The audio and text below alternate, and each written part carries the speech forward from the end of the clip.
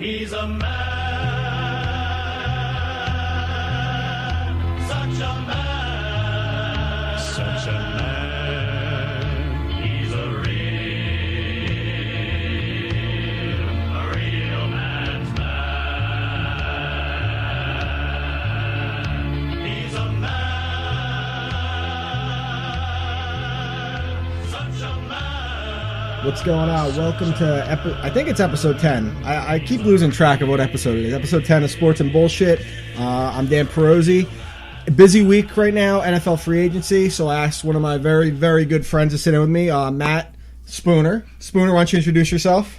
How you guys doing out there? I'm Matt. I'm 25. You're 25? I thought you were older than me. When do you turn 26? 26 in June. I'm busy that day. But I'm a huge Giants fan. I'm also a fan of the Tennessee Titans. What shitty team? I know. I was like 8 and I saw them play and they have nice uniforms. They don't even have anyone. They don't have anyone. They have no NFL cap room. They have Chris Johnson. Yeah, it's true. He sucks. So, Giants fan. Anyone else you like? Yeah, Titans. I like other teams, like I guess the Bears. What about other sports? Other sports. Unfortunately, I'm a Knicks fan. Yeah, you are. I'm a huge WWE fan, MMA fan, but all right. Okay, so thank you for sitting in with me. As I said, we're going to be talking about NFL free agency pretty much exclusively. A couple questions at the end. I kind of substituted the basic Q&A for whatever teams you guys or players you wanted me to talk about. So instead of going over every team, I thought about doing a breakdown of what each team has done or hasn't done. I'm going to go over my winners and losers, and I'm pretty sure Matt's in agreement with me on most of them. Probably. So we'll start right out in the winners. My biggest winner, one of my biggest winners so far, in general, for the most part, the NFC South has been a big winner, but the Tampa Bay Buccaneers have had an awesome free agency so far.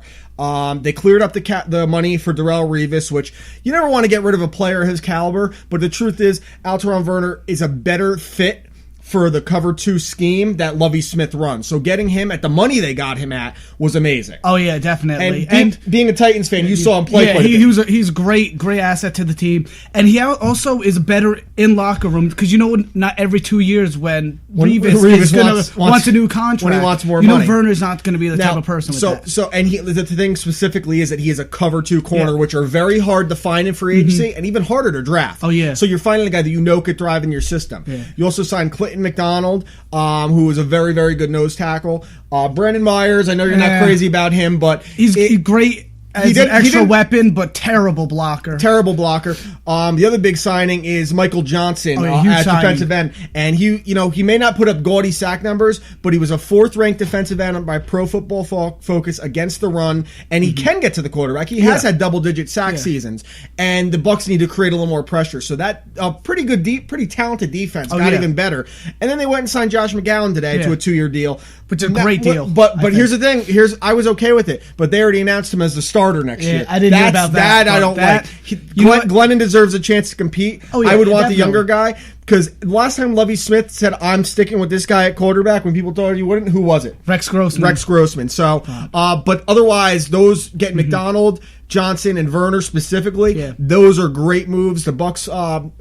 they're pushing the right way. I really just wish they wouldn't roll and say McCown's our starter. Make it a competition. Push Glennon. If you push him, you might make it the best out of him. If you push McGowan, you might get the best out of him. You're talking McGowan had 13 touchdowns, 1 interception last season. Yeah.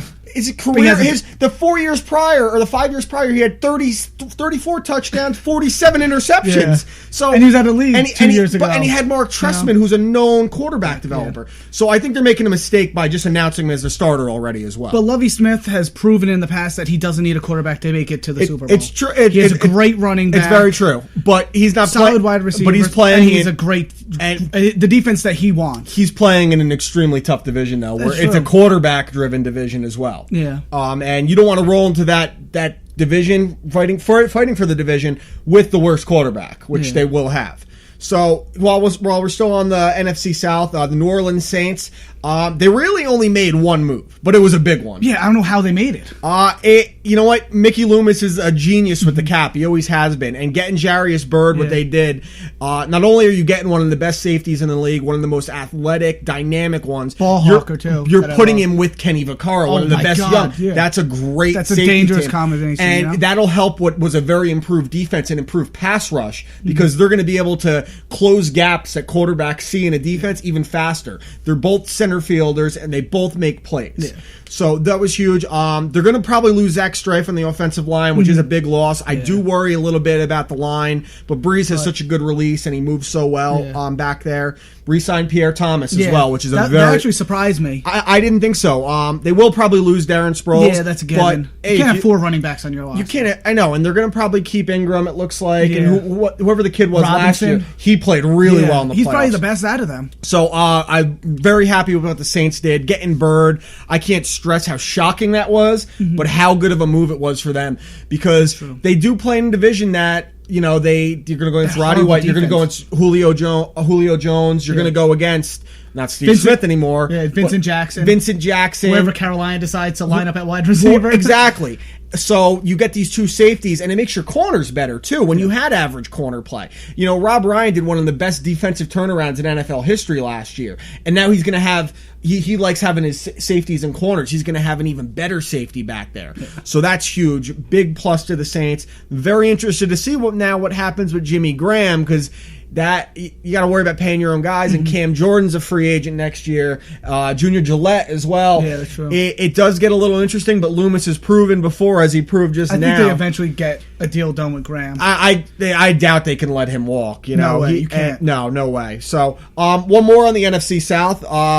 Falcons had a very, very good free agency, I thought, without getting the big, gaudy names. Yeah. They got really good names for what they needed, and what they needed was to improve in the trenches, specifically against the run, something they have not defended well at all since Mike Smith has been there.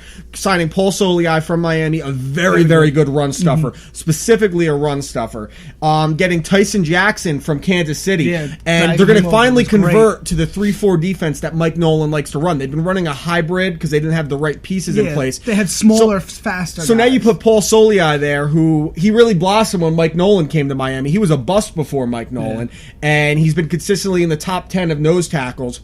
So you're going to put him at the nose and Tyson Jackson at the end, where he is really meant to thrive. Yeah. So as an outside rush, and then you sign John Asamoah from the Chiefs, a their best, a very, very good pulling guard, which is what they need. We're not running the ball well last year, and that's where the team has really thrived.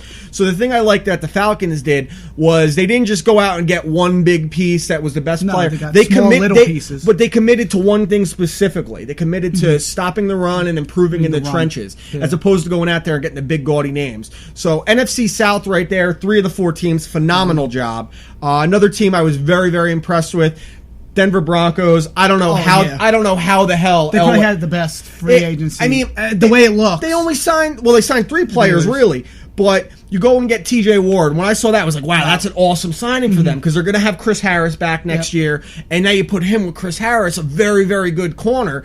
And then what do? They go get Aqib Talib. I know. I couldn't believe they had the money to get him.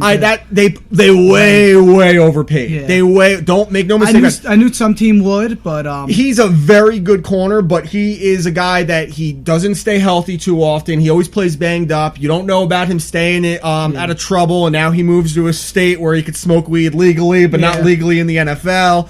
Kind of reminds me of Asante Samuel back. He's a much better physical corner. He can shut down a guy man to man, but he can play the zone even better.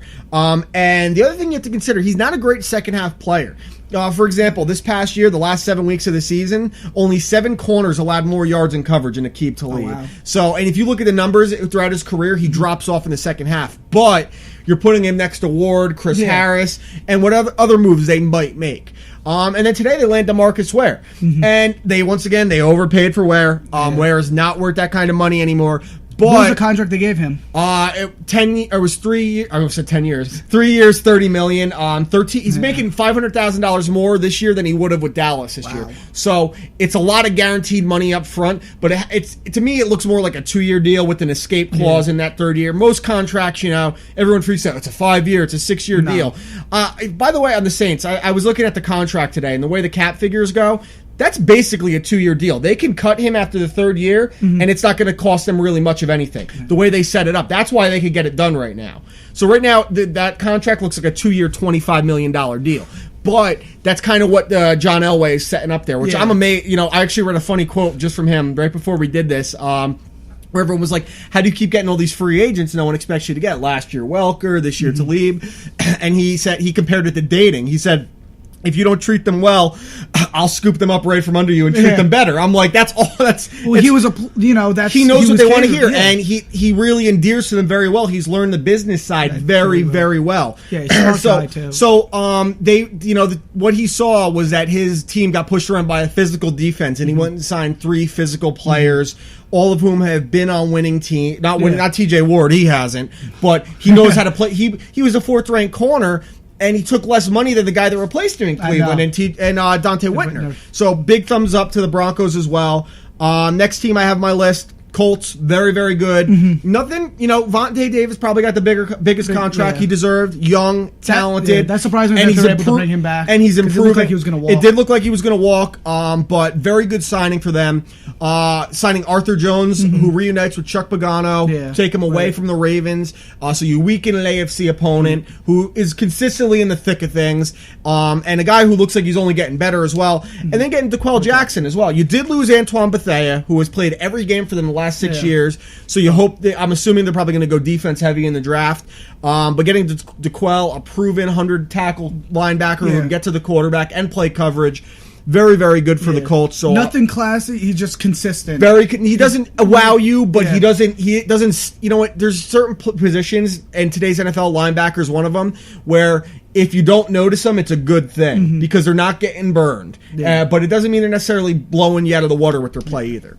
Now, for me, looking at the Miami Dolphins, I've been very, very happy with their offseason so far. Last 2 years. Last 2 years, they did overpay in a lot of ways. Yeah. And, they didn't make the playoffs. They had a 1-win improvement, going from 6-10 to 7-9, 8-8, blah, blah, blah. But they improved what they needed the most, getting Brandon Albert. That instantly makes that terrible offensive line better.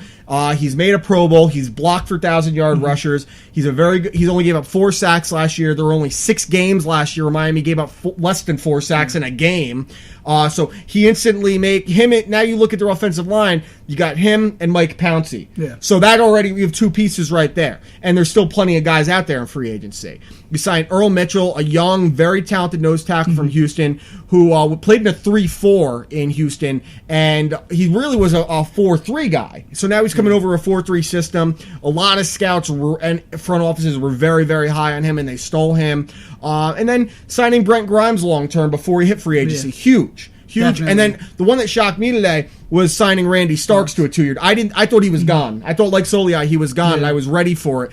And I can't stress how underrated Randy Starks is. He's one of those role guys that he could stuff the run, and he could collapse the pocket as a nose tackle, a very rare thing to do. Only 30 years old. They're only paying him $6 million a year, and the big thing is they still have over $25 million in cap room. And I don't know, after all the money they spent last year, that's where those out clauses come from. And Louis Delmas too. Louis Delmas was another awesome signing at safety. An upgrade. Chris Clemens is a very good safety. Delmas is more of a playmaker. But to me, the biggest news, my favorite thing, they actually got something for Jonathan Martin. Did they? Yeah, they traded him for an unconditional draft pick. I think it's to be a 7th rounder. Dude, I would have taken a fucking peanut butter and jelly sandwich for that piece of shit. That guy, and it's perfect that homo was going to San Francisco so he can get plowed in the ass. Good luck facing the pass rushers in the NFC West if you make the team, Fruity. Another team didn't make any big signings, the Seahawks, but they kept guys they needed. So big thumbs up to them. Keeping Michael Bennett, huge. He's going to get more playing time. I can't stress how good of a player he actually is if he gets enough playing time. They did release Chris Clemens the end today, which ensures he's going to get that extra playing time. Keeping Tony McDaniel at the nose as well. Yeah, keeping the pieces that brought them to the championship. Yeah, and that's been the problem the last 5-6 years for these defending teams. Exactly. So they did that. They did lose Golden Tate today, but we'll get to that. He's replaceable. But he's a very, very good player. But they can draft. You know. Not a team, but left tackles made out pretty well in free agency. Brandon Albert obviously got big money, $26 million guaranteed. Jared Veldheer from the Raiders. big money from the Cardinals. Nice move for the Cardinals as well. He reunited with Carson Palmer, who he had a relationship with. Eugene Monroe got good money, but I really thought he was going to get the most. I think he overvalued his market, as did his agent. Yeah. Or there's something going on with him that no one knows about. Because why would the Jaguars be so willing to get rid of a young, talented tackle? Yeah. And why did he get less money than all these guys when he was? A lot of people looked at him as the best guy coming into free agency. And then Roger Salford, he only got $500,000 less than Albert, but he's missed 17 games the last 3 years. And they're probably moving him to guard. Yeah, that's what I see. That's a Raiders move. Yeah. Which brings me to the Raiders. We're going to get onto the losers category. And what word goes better with losers than the Oakland Raiders? Probably the Browns. But so that's debatable lately. At least they have some talent. Yeah. The Raiders are my biggest loser thus far. They signed Roger Salford, a guy, like I said, who has missed 17 games the last 3 years. And he's making slightly less than Brandon Albert, a guy who has actually made Pro Bowls. And apparently they're moving Salford to guard. I don't need no $9 million a year guard. Oh, what are you going to do? You're going to open a running lane for a running back and Darren McFadden, who's going to got Marcel Reese. No, they re-signed Darren McFadden. I know they re-signed Marcel Reese. But Reese is going to be starting half the $9 million games. to a guard? Come on. So... and then today they signed Austin Howard, which he's a very good guard, but they're probably gonna move the tackle. But they overpaid him too. He had one good year of play, one good year with the Jets, and if you look, he had a +4 pass grade from Pro Football Focus, -14 in run. Yeah. So you gave this huge money to Howard. It doesn't make any sense. It's the Raiders had all this money to spend, and then they spend it on guys that one guy that won't stay healthy. Who, even when he plays, if you look at his ratings, he's pretty good. He doesn't wow you. Yeah. He's a pretty good player. And then you give it to Austin Howard, a guy who really only looked good for 1 year. And he always struggled against athletic pass rushers. Well, buddy, now you're going to be facing Von Miller, DeMarcus Ware, and the Chiefs, Tamba Hali, and all those guys. So, Raiders off to a horrible start, and now they're apparently looking at, they did re-sign Darren McFadden, who's probably a bigger loser than Oakland Raiders. He signs a 1-year deal with them, and his agent said he could have gotten more money elsewhere. I know, and that's dumb. And the worst part is, since he signed that, he's already declared doubtful for Week 1. And now they're looking at they're the favorites for Matt Schaub. I don't know why you'd be the favorite with anything like that. So, staying in the same division, the AFC West, the Chiefs are definitely big losers despite not signing anyone. They lost their 3 of their 5 offensive linemen. Guys that blocked for Jamal Charles, that protected Alex Smith. This is what happens when you go from 2-14 to 11-5. Teams notice, people notice, and they sign your guys away. So you lost Asamoah. Asamoah's the shitty cornerback. Yeah, Brandon Albert, and as I just said, or who was the other one? Asamoah, Brandon Albert, and whatever. They lost another one. Jeff Schwartz. So they lost 3 guys. The problem is, how do you have all 3 guys going into a contract year the same year and let them all walk? They franchise tagged one of them last year, Brandon Albert. He should have been a free agent last year. He almost got traded to Miami, but they couldn't agree on pieces. Yeah. So there's another way they're losers. They took a deal from us. They took a 2nd and 3rd or a 2nd and 4th. Miami would have landed him anyway. We would have exactly. So we got him for nothing. Well, I mean, we paid him, but we didn't have to give up draft picks, and you didn't get the draft pick. Yeah. You also lost Dexter McCluster, a valuable. Fortunately for Albert, he couldn't haze. Jonathan Martin. Yeah, I know. I wish he could have slapped his real mother. But they also lost Dexter McCluster, who went to the Titans. Dynamic player. He's not going to get you 50 receptions. He can do a little bit of everything, but he's valuable in the return game. Oh yeah. So Chiefs sitting on their asses while the Broncos improve again. The Chargers didn't do a ton of stuff. They re-signed their own guys. They did sign Donald Brown, which is a decent signing for their 3-headed monster at running back. Another loser, the Bills. Yeah. Once again, what goes with the word loser? Bills. They lost their best defensive player. They overpaid for a below-average guard in Chris Williams from the Rams. Very, very bad guard, actually. Yeah, they're just... They signed another corner. They were apparently looking at Nolan Carroll from Miami. They just signed another guy, which I guess he's okay for him. Not sure what the Bills are thinking again. I don't think what do the Bills ever do? It's actually pretty good. This is an AFC East theme. The Jets. I will commend them on one thing. They are being patient. They aren't going out there and just dropping money because they have it. But at some point, they got to do something. I mean, I think they're going to snag Decker. That's the way it seems. And they should, but they should not overpay. They should not. They got Lance Moore. They got the Jets didn't sign Lance Moore. They didn't yet. No. He's as far not that I've seen. No. So they haven't signed anyone. That's the thing. They haven't signed anyone. So obviously it'll change if they could sign Revis, but they still have no playmakers on offense. I know they're kicking the tires on Maurice Jones-Drew. Why? He's got bald tires. He's 31. He was abused by Jacksonville. Yeah. He's not what they need. They have better guys with that right now.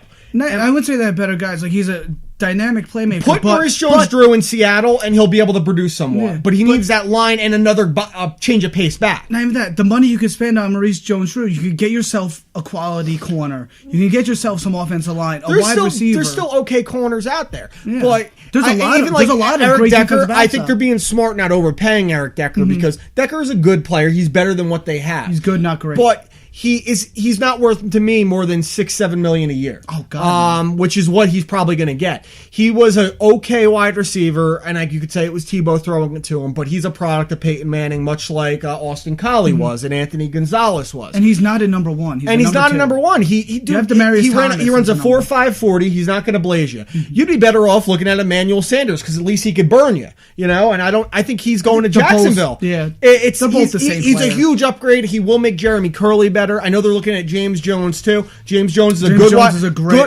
I wouldn't call him great. Never had a 1,000-yard season. He has had 14 touchdown seasons, but that's with Aaron Rodgers throwing to him. And he's also 33. James Jones. He ain't young, so they're really not doing anything. And being patient might be good for them because let's all agree that they are closer to being a 6-10 team than the 8-8 team were they last year. Yeah.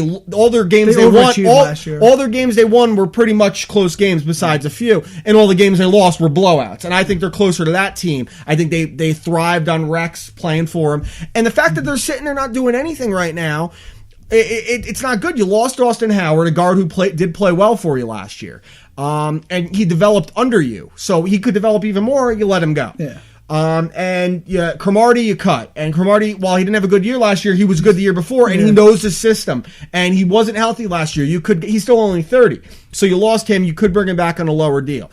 But as I think said, that's a plan. This does all change if they somehow re-sign Darrelle Revis, which I don't think is going to happen. But for all we know, this could have happened while we were sitting here doing this. Which I'm going to refresh Twitter while we're doing this and see if anything has happened.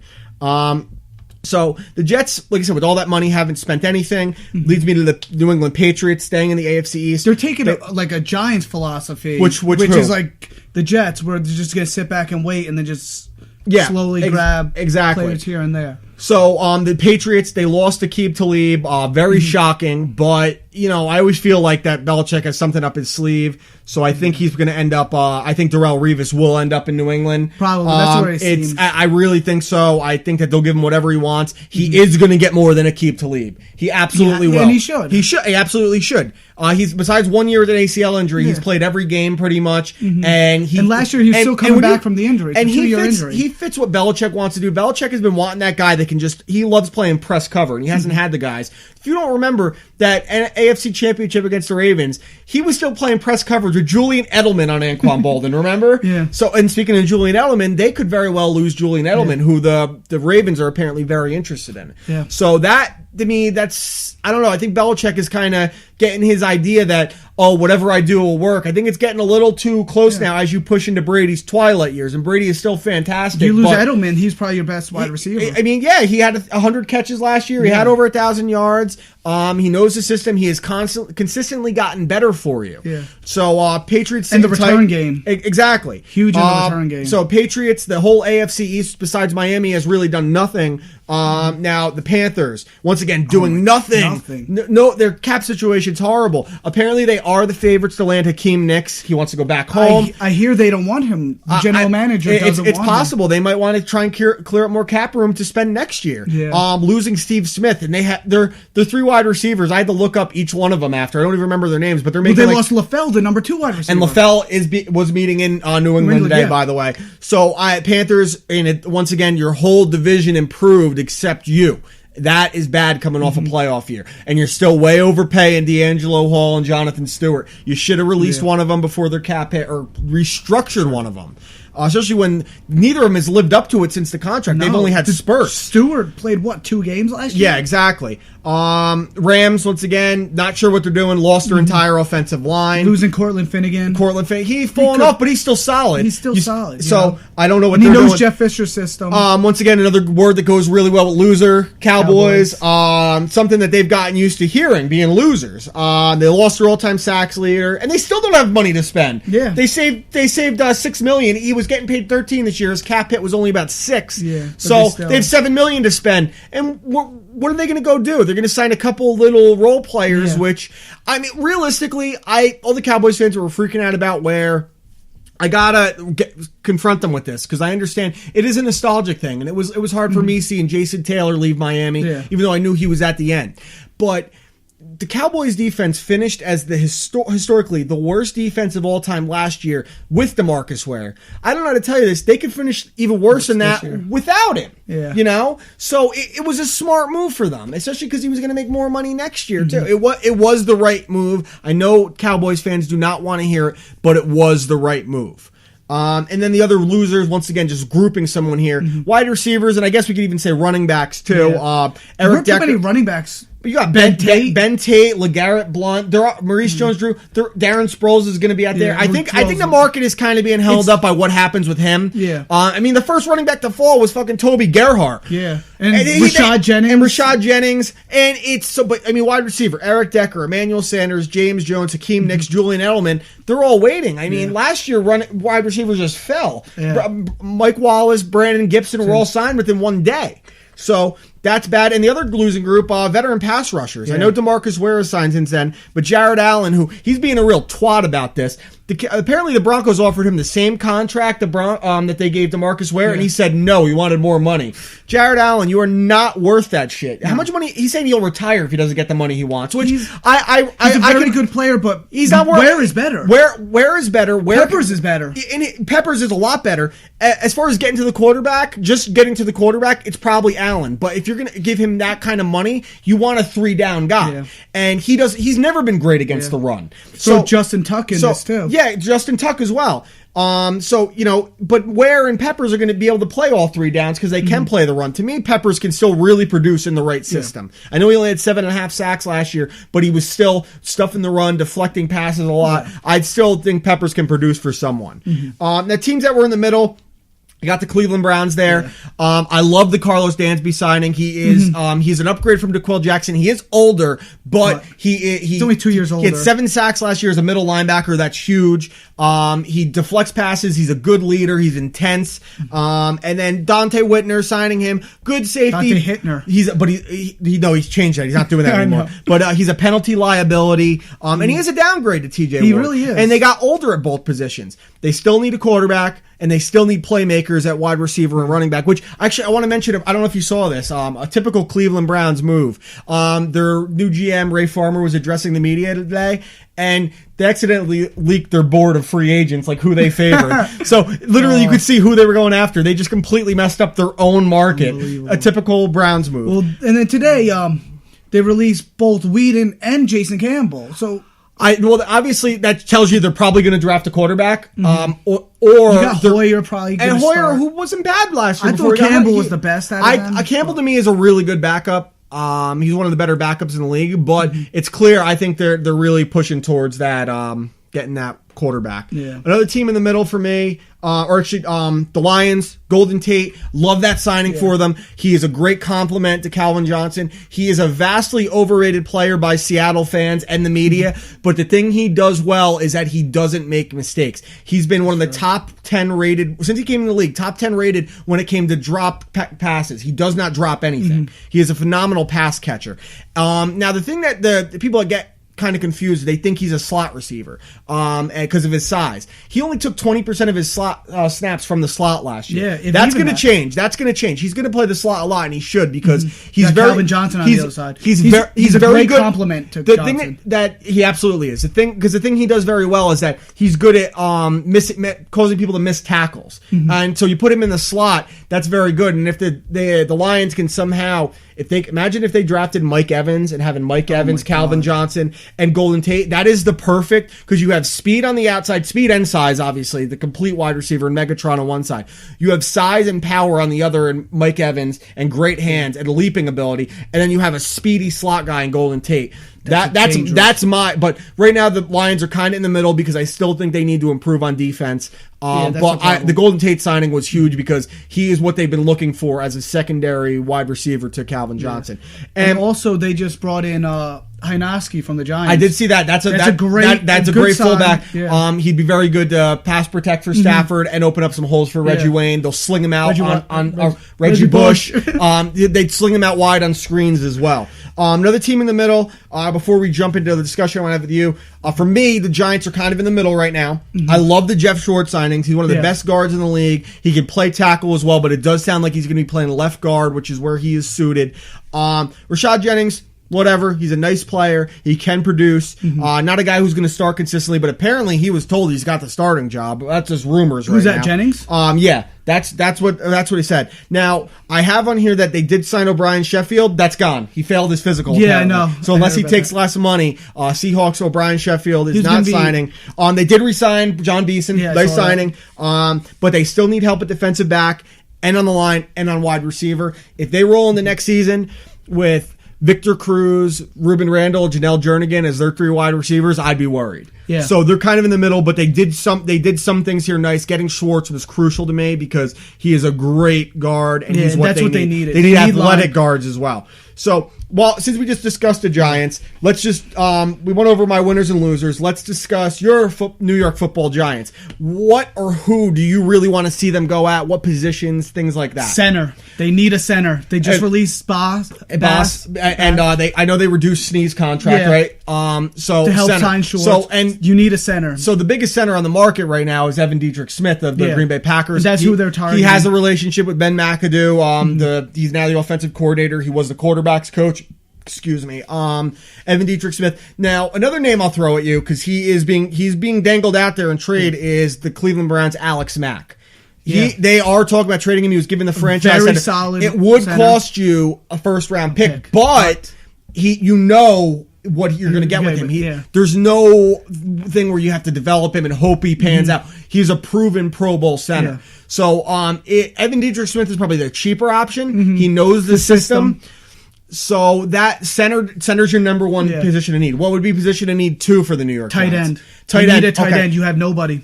Okay. You are in a position, though, where if you wait, you can draft Ebron. Yeah. I think that's the plan.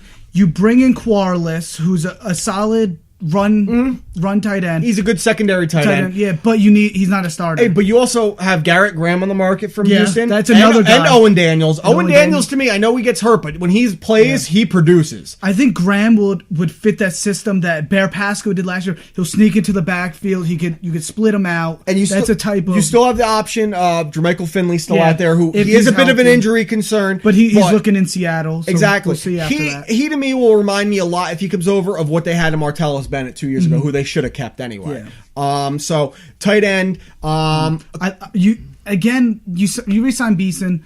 Maybe we have Schofield, but you still need an outside linebacker. Now, the option you have is you could sign a guy, in theory, like Darryl Smith, and you could swing one of them out wide if you want to run that kind of system, which isn't a bad idea. I don't think they're going to really do much else at linebacker. They did re-sign Herzlich, and I'm presuming they want to keep developing him. Yeah. I think they're really going to try and look at the corner market a little more. Now, by the time Webster might not be back. Webster, it sounds like Terrell Thomas is gone from the sounds of it. Nolan Carroll, as I said, from Miami, he did get a bad rap with a lot of Dolphins fans, but he had one of the lowest completion percentages against. He does get burned at times. He can make you blow your head up, but he's a very good special teams player as well. I thought he'd be a great fit for the Giants. So corner, and then like I said, wide receiver. I think James Jones would be a great fit. He would be great. They're looking right now at Jacoby Jones. You have Jacoby Jones signed with the Ravens. Four-year deal with them. 4 years. So that there he's really a return man, but can play some wide receiver. He's the anti-Devin Hester. I was about to say, with him gone, go after Hester. But you need a return man. I'll get to Hester in a bit. It's been horrible. But I think that James Jones would be a good fit because I think he's a big body. It allows you to be a little more flexible with Cruz because while Cruz is essentially he is a slot receiver, he can line up wide. And he's more of a Randall. But you can mix and match now. If you have a guy like James Jones, you can move him around. Yeah. So to me, James Jones would be a really nice piece for them. I don't like the idea of Emmanuel Sanders. No, I do like the idea of Eric Decker. I think he'd be great, but I think he's not worth the money that he'd want. Yeah, and I don't think they'll pay him the money. And I think that they got to improve at nose tackle as well, losing Linval Joseph. That was a huge That's one. huge. I thought they would get Arthur Jones, but like I said, I told they you might go in the draft. I told you he was a better option for the Colts because they do run a 3-4, and that's what he fits better. So they always draft big on the defense. I think center line in general they can still hope to improve on. After right now, they're kind of on the second tier free agents. The first tier free agents always fall on the first day. Second tier, the third tier is when you find the guys that can kind of fill in, like an Eric Winston type, who's going to be a free agent. Yeah. So, a lot can still really happen. But line to me, center, especially center, tight end, corner, wide receiver for me are like the 4. And I mean that seems like it's they're like okay at running back. You sign Jennings. You hope David Wilson could bounce back. Yeah, And there's still going to be guys that fall. There's still going to be pieces that fall. Frankly, Darren Sproles would be great for what they want to do. If they could get him. If they could get Sproles, you got so much speed on that offense. So I think it'd be interesting if I know Nick said he would return on a 1-year contract. Man, I'm telling you, get Nick's out of your head because he is a goner. Think so? He doesn't want to come back, and the team does not want him back because they did not like his attitude last year. They haven't liked his attitude since he's been there.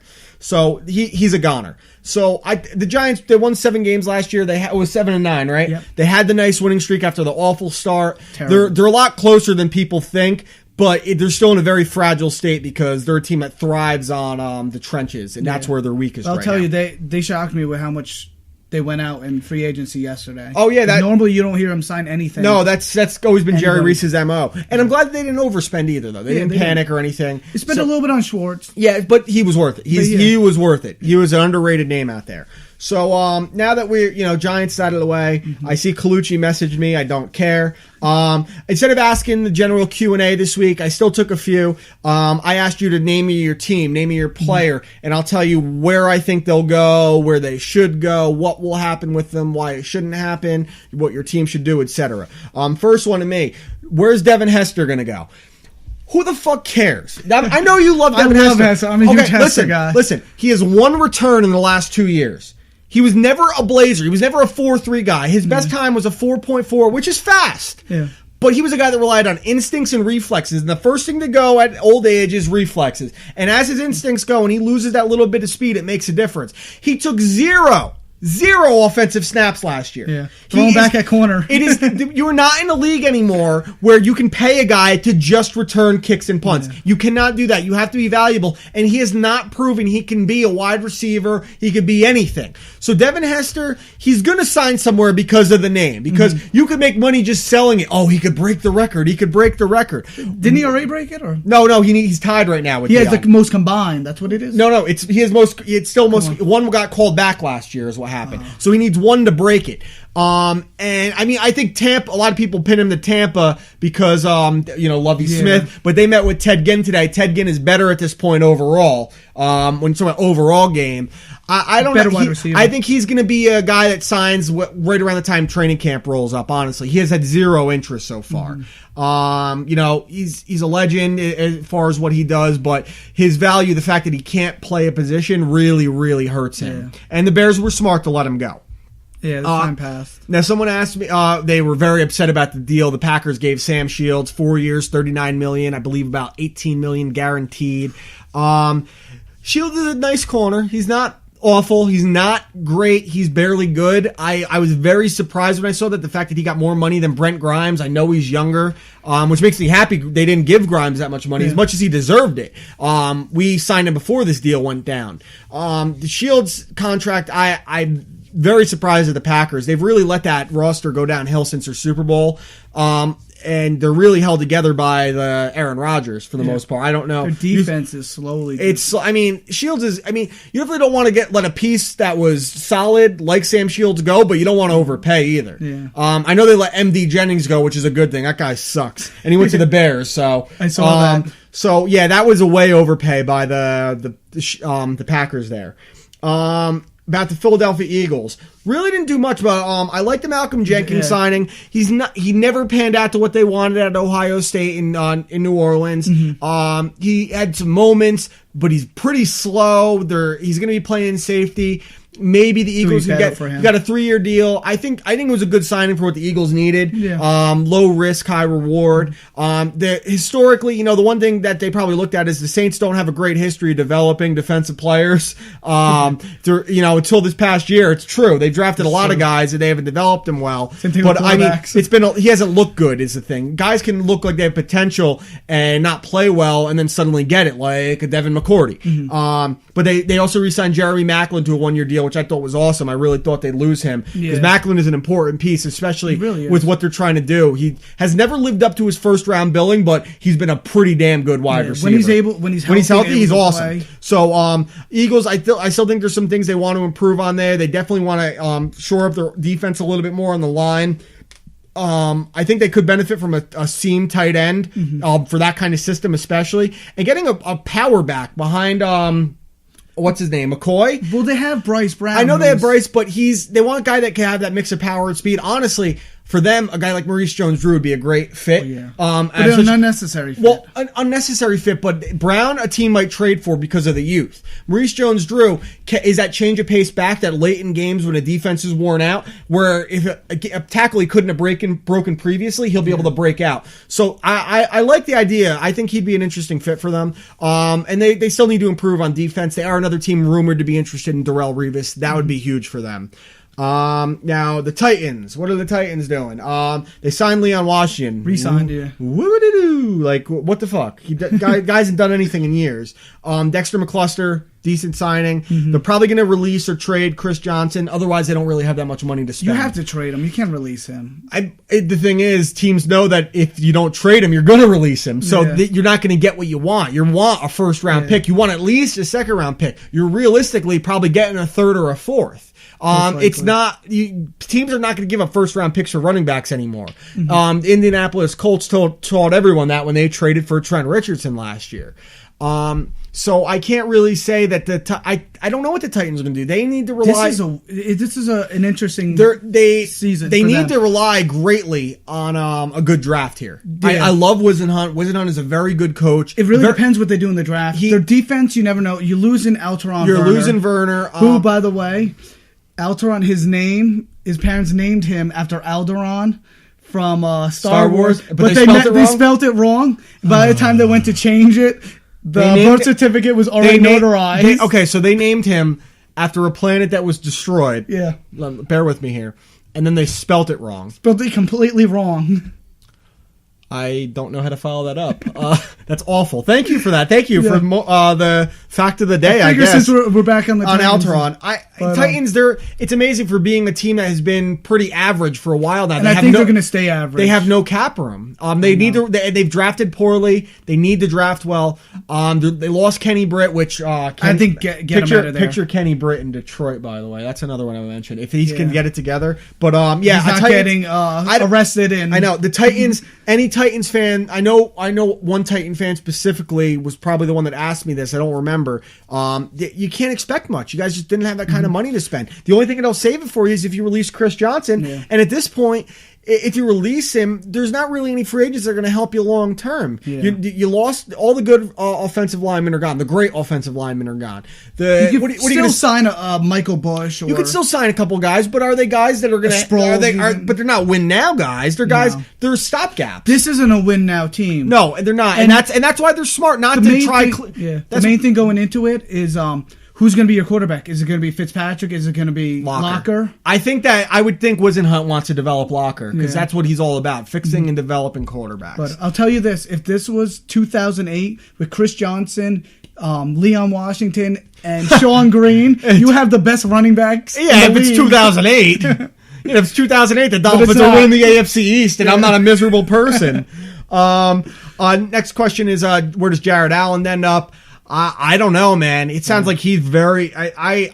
I've always liked Jared Allen, but if he really thinks he deserves as much money as he's asking for, he's a fucking asshole. Because he had 11.5 sacks last year, but he's a severe run liability. Yeah. He wants to play every down. He does stay healthy, to his credit. He plays 16 games a year. But man, you are not worth $10 million a year. No, I know you had more sacks than DeMarcus Ware and you've been healthier, but Ware can play the run and he can also play as a linebacker. Because he is technically a linebacker. You're just an end. And you're an end that can't play the run specifically. And I really think he might go towards retiring, or he might wait till the end of camp or come back mid-season or something if an injury happens. I think someone's eventually going to pick him I up. would think so, because the fact you don't just find 11 sack guys randomly. Yeah. So I would think so. And a consistent 11 sack guy. I wouldn't sleep on Tampa Bay looking for another pass rusher. Yeah. New England is always a possibility. Yeah. They want a guy opposite Chandler Jones. And he could chase a ring, but he sounds like he's all about the money. So I really don't know. If he really wanted a ring, he would have signed with Denver. Yeah, I would think so. Now, where does Darrelle Revis end up? I think New England. Realistically. We kind of went over that. I think New England. But it does sound like there's some mutual chat between the Jets and his people. They've contacted each other. Honestly, if I'm a Jet fan, I don't want him back. I want a player like that back always. But the locker room. Here's why I would want it back. If I'm John Idzik, the Jets GM, you got scolded for trading him. You know, you traded him. You got all this stuff for him. Yeah. Then you get him back, and you didn't really give up anything. No. You got draft picks, and you got him back. Yeah. But like I said, he is going to cost a lot of money, which your Jets have. But he's going to bitch in 2 years about his Of course, contract. he's going to want more money. And he's going to probably get about $15 million a year, which he does deserve. Yeah. So I really don't know. I couldn't tell you. My gut feeling is the Patriots. And I know a lot of Dolphins fans like, I'd rather see him in the Jets or the Patriots. I hate the Jets that much. You could send fucking Dan Marino, send every player to the Patriots before the Jets, and I'll be fine with it. Because I just hate that team. Yeah. Realistically, growing up in this area, the Patriots will be closer to a Super Bowl with Darrelle Revis than the Jets would be, and I'd rather him go to the Patriots. That's how much I hate the Jets. I'd rather that team get We Are Marshalled than see the Jets do anything well. And Revis is actually a player I really enjoy watching, and I watch every team, but I hate watching the Jets because I just get angry watching them. Like, every time they get a first down, I feel like I just watched my dog get hit by a car. That's how much I hate them. I always fall asleep during the games. Yeah, because they're boring. All right, what are the Vikings doing? Would you be angry if you're a Vikings fan? I'd be angry if I'm a Vikings fan. First off, my coach for like 10 years was a guy that looked like a kid toucher, Brad Childress. You have Adrian Peterson, who you're turning into Barry Sanders. Yeah. You gave Everson Griffin this huge contract. He started one game in his career. He's like some guy, like he's on a practice squad. You know, you look really good. You're going to play for us. You give a guy that kind of money and he started one game? Look what they gave up for Herschel Walker. They gave away a whole true. Like, decade. Holy shit. And then Linval Joseph was a nice signing. He'll be nice on that line. But that money they gave Everson Griffin was crazy. And they re-signed Matt Castle. Whoa. Like, he's going to be a backup anyway. Yeah, and I don't know what they're going to do. Do they even have Josh Freeman still? Or no, he's a free agent. Who Freeman could still go to the Raiders. But, dude, I saw that Everson Griffin contract, and I was like, isn't he like a rotational player? He started one game in his career! Like, that's like the Matt Flynn thing. Like, dude, you had one good game. Come on over. Matt Flynn robbed two teams of $30 million and goes back to Green Bay. Yeah, exactly. It's great. Good for him. And anyone that watched Matt Flynn knew it was the flash of the pan. I mean, the guy did win a national title. He's accomplished everything. He has a Packers record. He got a huge money contract. Yeah, but dude, like I said, he got a huge contract, Packers record, national title, Super Bowl ring as a backup. Yeah. He's done everything. So the Vikings, I'd be frustrated. I don't know what the hell they're really doing, but what are they ever doing? They're clearly the worst team in that division, and it's sad because you could argue it's not even close. You could argue they have the best player. It's Rodgers, Megatron, Peterson. You could argue it easily. But he's won the MVP trophy most recently. Now, someone asked what's going to happen with Lance Moore, Michael Bush. I respond, who cares?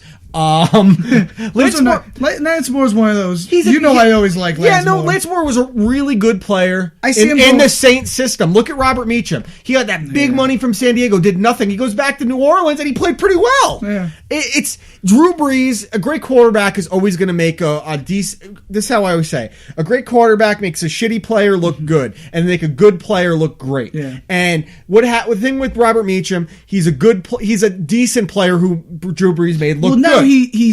He's behind Colston and Stills now, and he was behind Moore when he came back. Exactly, he actually got knocked down. And Moore, to me, he was a good player that at times looked great. He had some games where he was awesome, but he only had one. He disappears then. Exactly. Moore, any team that gives Moore big money, which I don't think is going to happen, they'll regret it because the Chargers regretted Robert Meacham. Yeah. Moore is a product of the system as well, and that's a brilliant system that Sean He needs Payton multiple runs. wide receivers, kind of like he's not a number one. You can't even say he's a number two. He's more of a slot than anything. But he's a guy who can move around if you have that kind of system. Like him in New England, he'd probably be pretty good. Him in Green Bay, he'd probably be pretty good. In Denver, he's probably pretty good. Those are the three teams I was going to say. Put him on the Jets. Put him on the Jets. He's another guy.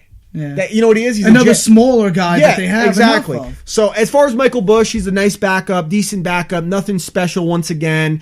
I don't think any team is going to be knocking his door over. It's really tough for running backs as far as coming out of college and free agency. They just...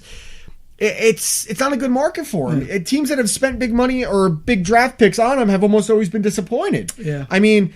Look at Trent Richardson. You look at Mark Ingram. Oh, God. You look at all these guys. Donald Brown. He finally played who was pretty the well. Who was the best rookie running back last year was in Green Bay. And Lacey. And he was a second-round pick. So there's not a lot of value on him.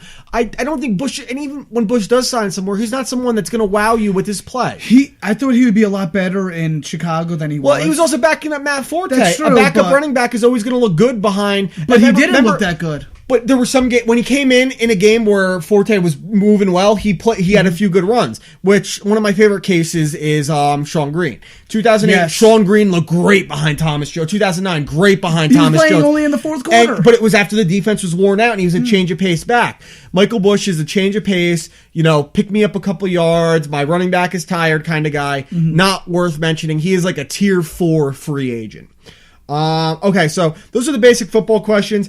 I got a couple basic Q&A questions. The one was, what are the picks for UFC 171 this weekend? I went through just the 4 main fights because I'm not getting into the undercard of guys I've never heard of. Yeah, I've never heard of anybody on that's how most UFC cards are now.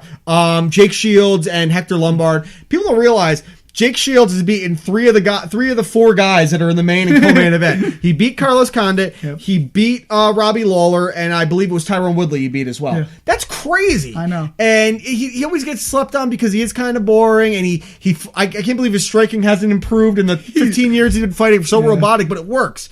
But Lombard's a monster, man. I know, especially down at 170. He's huge. I don't know if Shields has to grind this out like he does every fight and get a late submission or decision, but I think that Lombard's going to knock him out early. If it goes the distance, I think if Ellenberger could do that to Shields quickly, then Lombard's definitely going to be able to. Yeah. He just has to be careful because people don't realize how good Shields is on the ground. Yeah.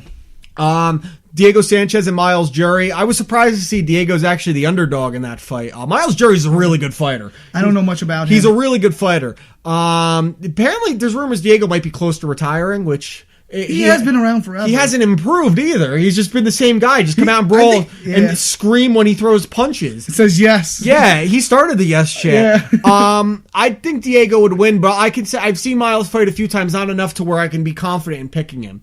But Miles has the youth on him, and like I said, you got to think Diego's kind of close to the end. Now, co-main event. Awesome fight. Carlos Condit and Tyrone Woodley. This is a eliminator fight, right? It has to be. It definitely is. It technically isn't, but I think. But the only thing that would make it not is if the winner has a really boring fight or it's controversial. Or Lombard tears through Shields. Yeah, so Condit Woodley has to finish this fight early. Yeah, but that's no easy task. Carlos Condit is one of the toughest guys in MMA. I mean, I love Woodley. He's an awesome fighter. He comes to throw down most of the time. He does not have great cardio. He's usually gassed after the first round because he commits his power to everything. And Condit's a guy that gets better as the fight goes on. He gets better as the fight goes on. Now, the thing, Woodley, if he really wanted to win this fight, is he would try to turn this into a wrestling match, Condit's weakness. But that's not an easy task either because Condit's really good on the ground. To me, this fight, going back to Jake Ellenberger, reminds me of Ellenberger Condit. Ellenberger came out, he dropped Condit a few times, like had him in deep trouble with his power. And Condit held on and then beat the hell out of him for the rest of the fight for a decision. I think Condit will end up doing that. I wish this was a 5-round fight. Yeah. It should be if it's a title eliminator. And I think Condit will grind him out, win a decision. If Woodley somehow knocks him out and finishes him, he definitely deserves a title shot because that is not definitely an easy task. No. I mean, the amount of times you've seen Carlos Condit almost get finished or maybe you can count on one hand that I don't even remember off the top of my head.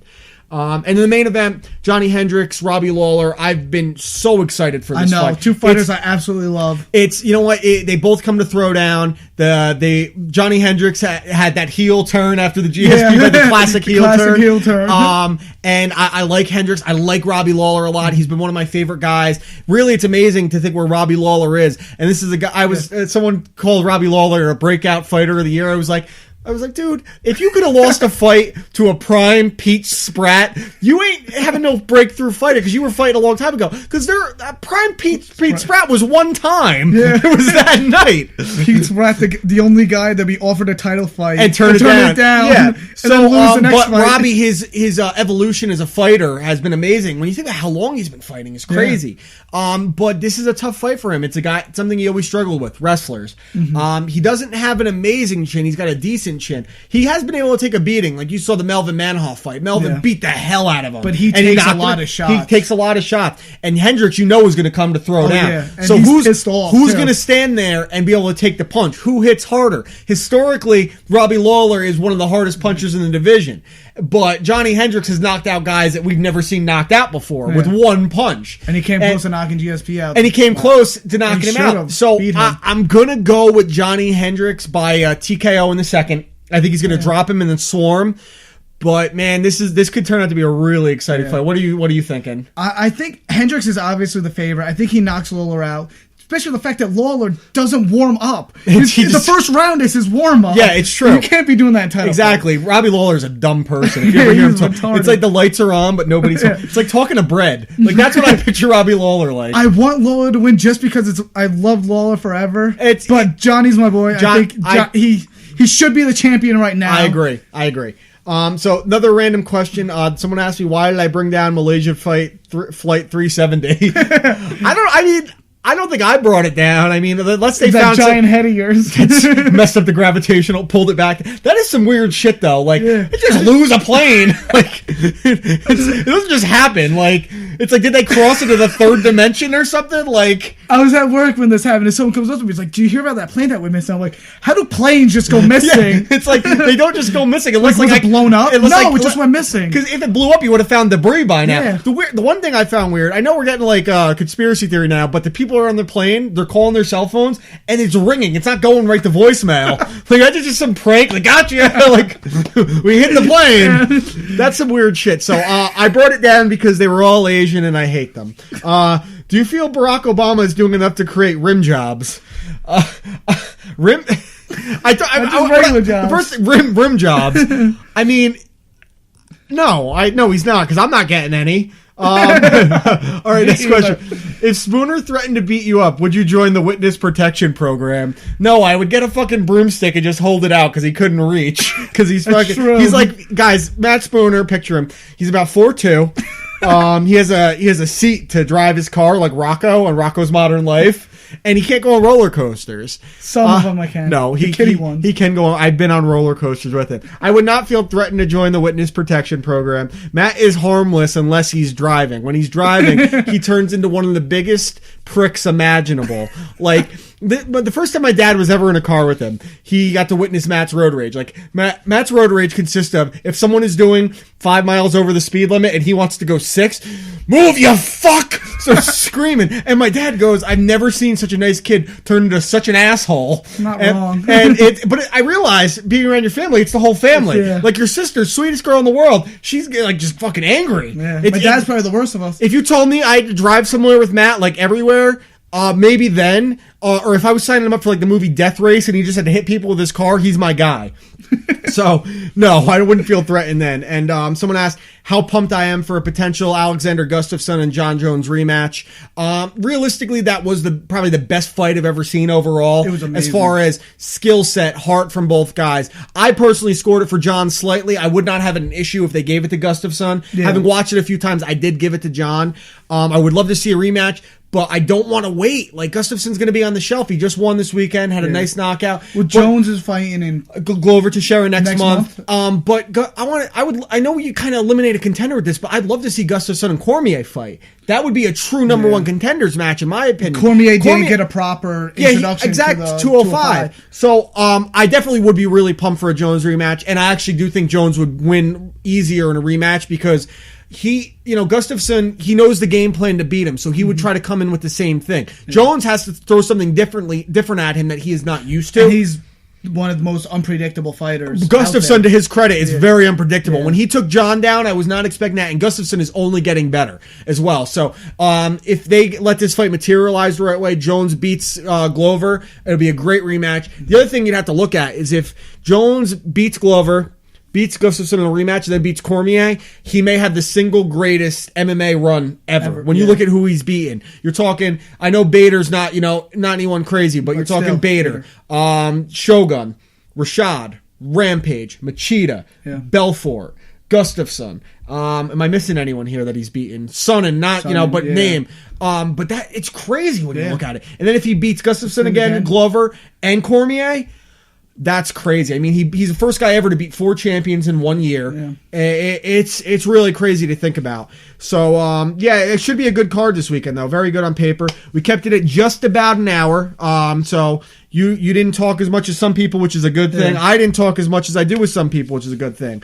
Matt, thank you for sitting in with me. I'm definitely going to have you on again soon, probably around the time of the draft. Draft sounds like a good idea. Granted, the draft's in May, which I still don't. Really? It's in fucking May. What? Yeah, isn't it funny how the NFL season has turned into a year-long thing? Yeah, like fucking there was NBA games yesterday. No one was talking about because of free agency. It's a year-long thing. It really is. The draft is its own event. It's crazy. I mean, the NFL is the fact that it's now 4-5 night event. It's crazy. Yeah. So around the draft sounds good to me. Yeah, maybe earlier. Like I said, thank you. WrestleMania season's not a bad idea, right? We could do a pre-WrestleMania show and have Fag Josh on. Maybe even get Colucci on here so we have someone to make fun of. Yeah. No. Oh yeah. I want to be in the same room as him. Who does? So thank you for sitting in with me, guys. Share it, retweet it. You have any questions, comments, shoot them to me, shoot them to Matt. Critique, I don't care. I don't care about your opinion. Thank you for listening. Don't know about next week. Maybe. Later.